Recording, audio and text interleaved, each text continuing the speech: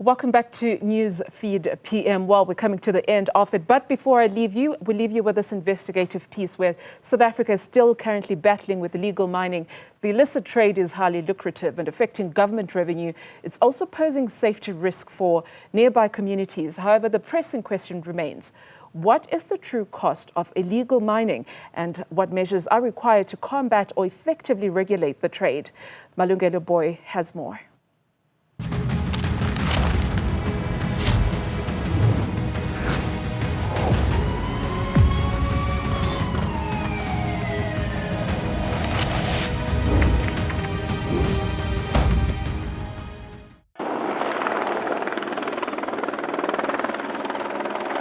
Kagiso residents on Gauteng's West Rand took to the streets in August 2022.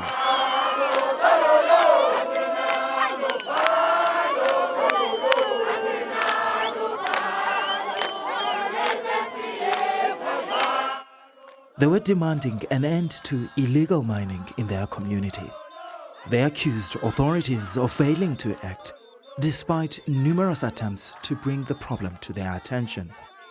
Ours is a concern because we've been crying out loud since from 2017 about these legal miners. So we wanted the law enforcement and the local authorities to come and intervene and ensure that these people disseminate from our society because they're actually terrorizing our communities and we're not at ease regarding this matter. So ours is only to make a clear demonstration, not that we're fighting or we're bringing black on black violence, but ours is to simply say we want law enforcement authorities, Department of Minerals to come on board to assist us to close these mine shafts because these are where criminal activities occur a lot of time. How many mine shafts are we talking about here in this particular area? Currently, the mine shaft that we have in the area is Tudo shaft, which is the one was targeted since from 2017, West Village. That the incident that occurred that triggered the media last week Thursday. We also have the one in Ward 6 in the Kagiso Cemetery.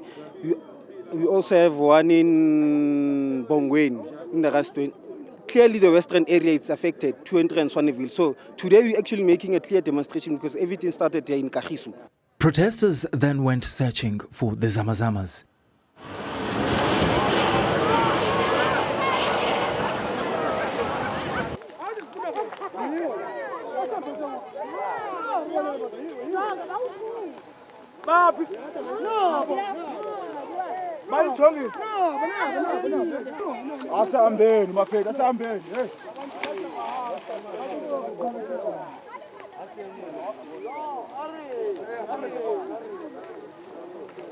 They also destroyed makeshift tents, which they claimed were used by illegal miners to process precious metals.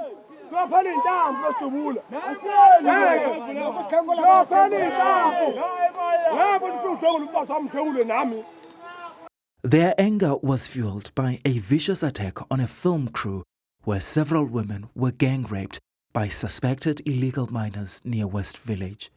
The crime made global headlines. West Village residents at the time claimed they too were under siege from illegal miners operating in the area. West Village is under siege. When will the minister understand that? The police don't have the capacity to deal with what is happening in the West Village. Bring in the soldiers. That's what the community wants. Bring the visibility of the soldiers so that these people are able to run away. But they are not running away. They're not even scared of the police. They're not afraid of the police because some of the police are on the payroll of these criminals. One of the things that you said was that this is organized. It is a well-organized syndicate. You follow the gold because these people are not taking the gold to Lesotho. Follow the gold, then you will find who these people are. We are in the hands of people that cares for their profit more than they care for the lives of their people. What is it like to live here? It's hell. This led to a massive police crackdown, which saw scores of illegal miners being arrested. Most of them were charged for violating South Africa's immigration law. But the case against 14 illegal miners accused of rape in the Krugersdorp Magistrates Court was ultimately dropped after DNA evidence failed to link them to the crime.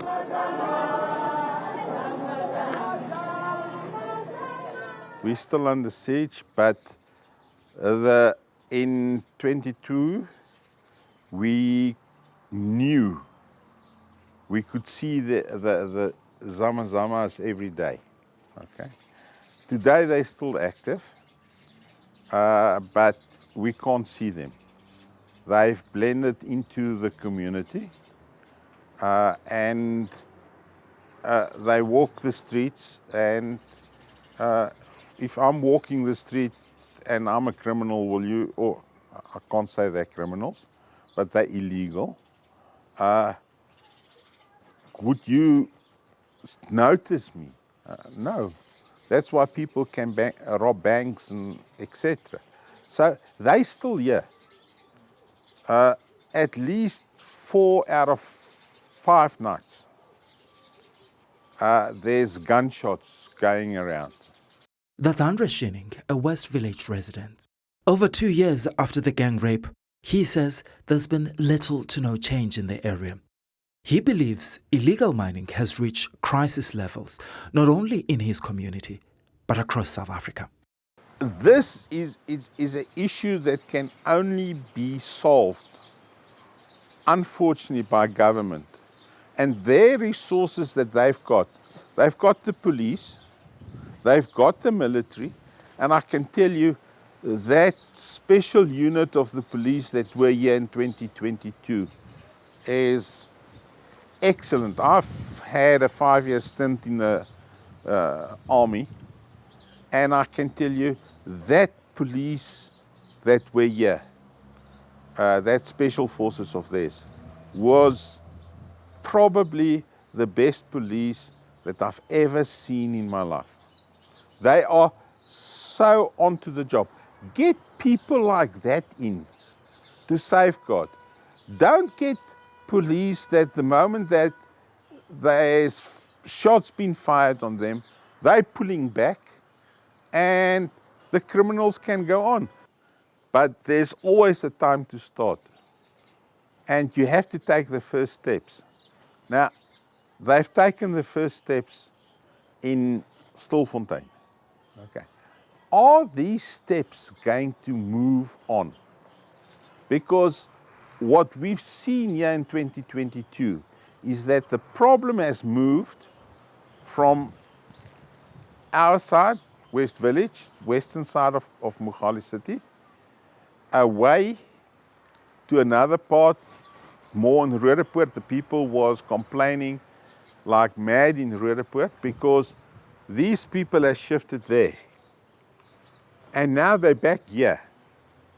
So if they clean out Stilfontein and they really seal Stilfontein and they keep an eye on it, that it's not opening up again. And then they take, for instance, Clarksdorp. Okay? And then they clean out Clarksdorp, and from Clarksdorp they move to Orkney. And they clean out Orkney. And from Orkney they move to Western area or to Vogtville.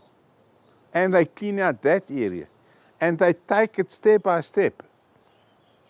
But in the step-by-step structures of this, they have to go back to make sure that these people from Orkney didn't move back to Stilfontein.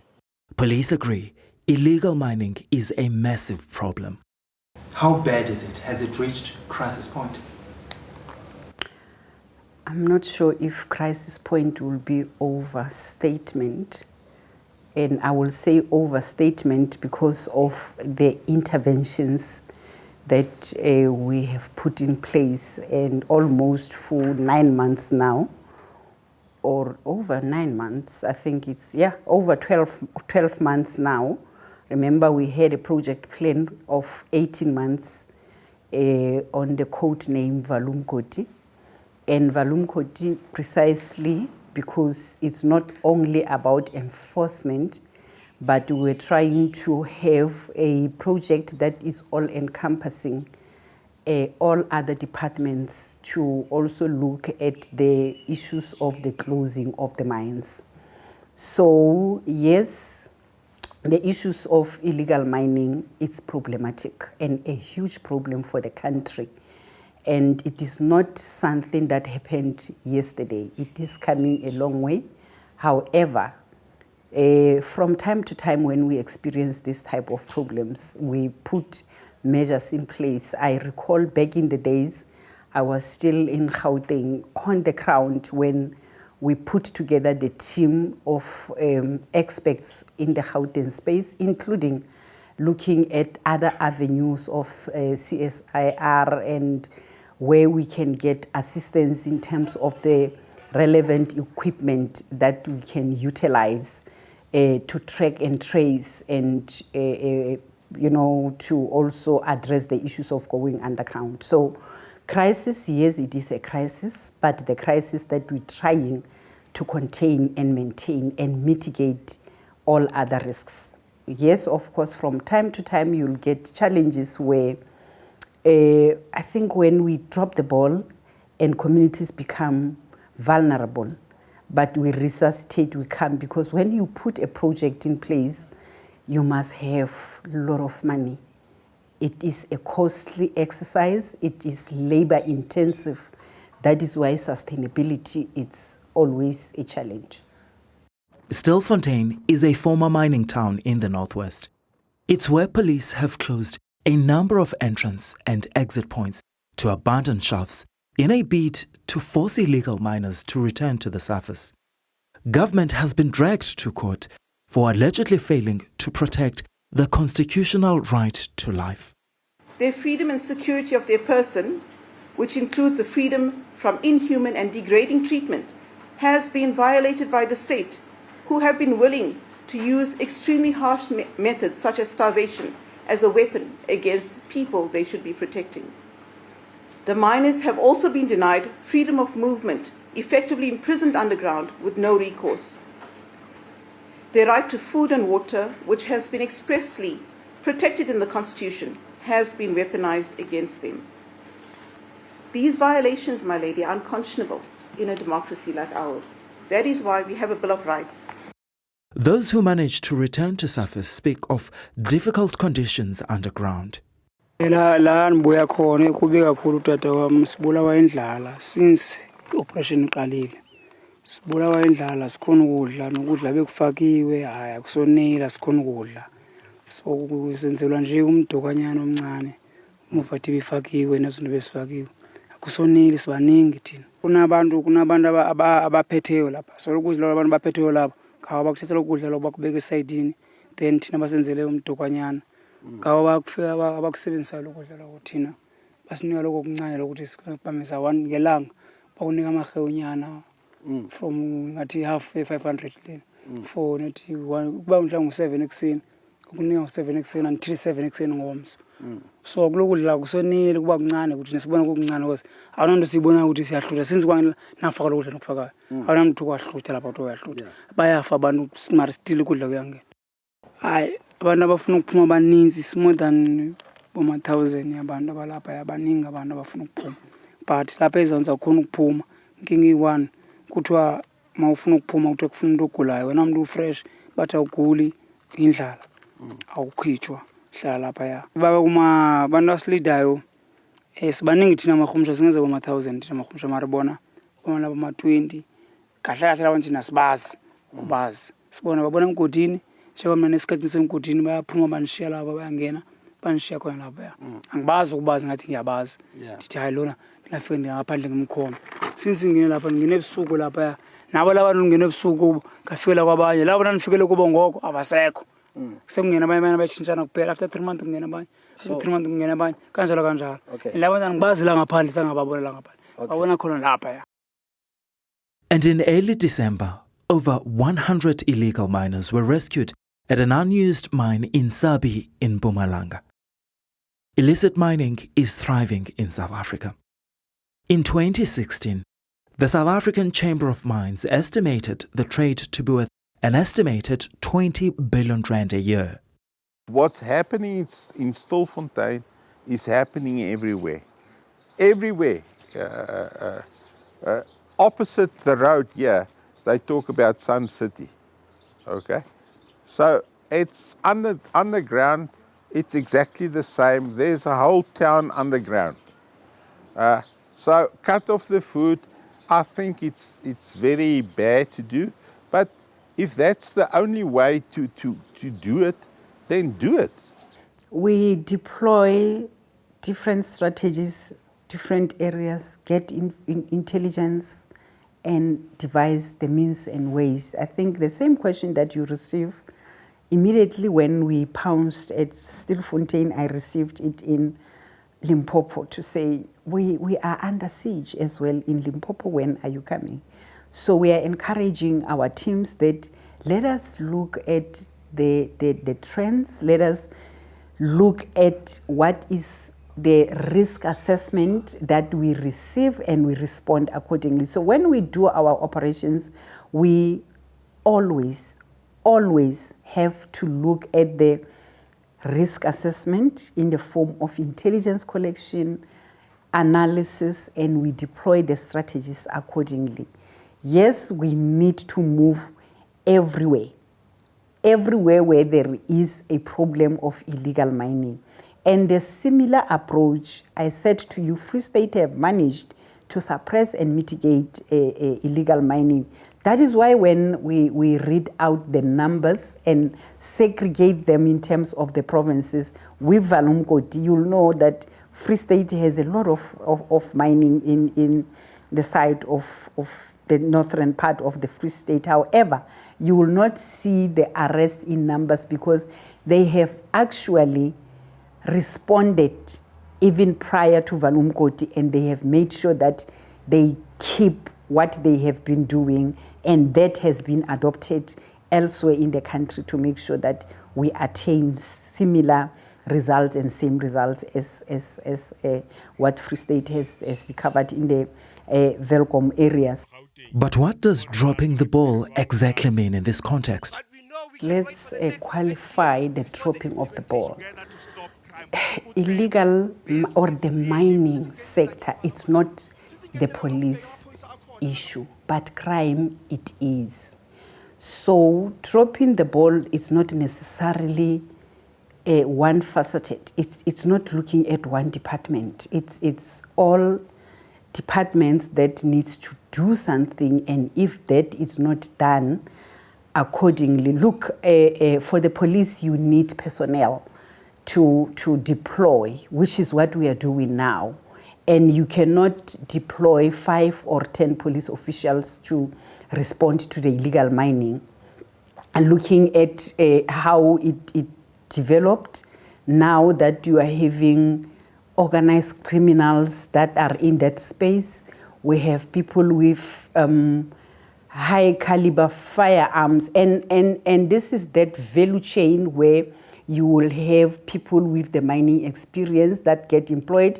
You will have people that are trafficked into the mining space, not only outside the country, but even those that are within the country. They are promised from Emakaya, come to Stilfontein, come to Northwest, come to Limpopo, there is a work, come to Mpumalanga. From elsewhere, there is a work, unbeknown to them that that kind of work that they are being recruited for, it's not a formal and structured work, it's illegal mining. There are nearly 6,000 disused mines across South Africa, which is one of the reasons why it's difficult to address the problem. We are stretched as the police. We are stretched thinly. Unfortunately, the nature of the work that we are doing when it comes to crime and criminality, we are in the forefront. We are the face of government when it comes to safety and security. We have undertaken this operation into phases. We have levels of criminal value chain that we are looking at. You have your entry level, your level 1 to 3 of the criminal value chain, where you get this majority of the people on the 16,000 that I'm referring to. You'll find that there are kingpins in that number, but the kingpins are not in huge numbers that we are seeing, which we believe that this, level 1 to 3 criminals that we are finding in this particular criminal activity, they are working for somebody. But who is this somebody? Where is he? That is why we'll have another level 3 to 5 of the criminal value chain, where you have the Directorate for Priority Crime Investigation, you will have the AFU from the NPA, you will have, that are working towards this second level, or the phase that I'm talking about, that we are looking at your runners, which is 1 to 3, and then we are looking at 3 to 5, which is your hardcore criminals, where you have criminal gangs that are running, where you have people that are even supporting the runners, that are giving them now the salary and payment, that will know where the market is. But they've also seized equipment used by illegal miners. In your Gauteng area, this west side of Gauteng, it's gold. So the problems that we are having in Gauteng, or the commodity that is prevalent in there, is gold. You have your Free State, where you have diamond as well, and we do recover this type of commodities from the illegal miners themselves. When they are apprehended in their possession. We have seen pictures recently of Stilfontein, where they are even, people go to the extent of even swallowing, wrapping and swallowing, and there are metal detectors that we are using that the teams will recover some of this. Some are hidden in the seams of what they are wearing, and so on and so forth. Then you have the issues of platinum and chrome. Your side of Limpopo, you have coal in Mpumalanga. We had a lot of challenges with electricity. We have a lot of issues that came where coal was mixed, and it is due to illegal mining that people were found to have work in the space where they are not supposed to be, where they have hijacked some of the coal mining activities. Some of the best practices that we have put in place in these task teams that we are working with, including the current operational mining sector, where we have knocked and said, you are experts. We do not have the expertise of going underground. Maybe over years, we may have to look into that particular space, but you can't have the police that are doing everything in the country. That is why we are encouraging the partnership and working with other, in collaboration with either the mines themselves, so the operational, the active miners, mining companies that are having expertise of going underground. We are partnered with them, and we are going underground to do the work. But for many people in communities like West Village and elsewhere, all they want is to feel safe.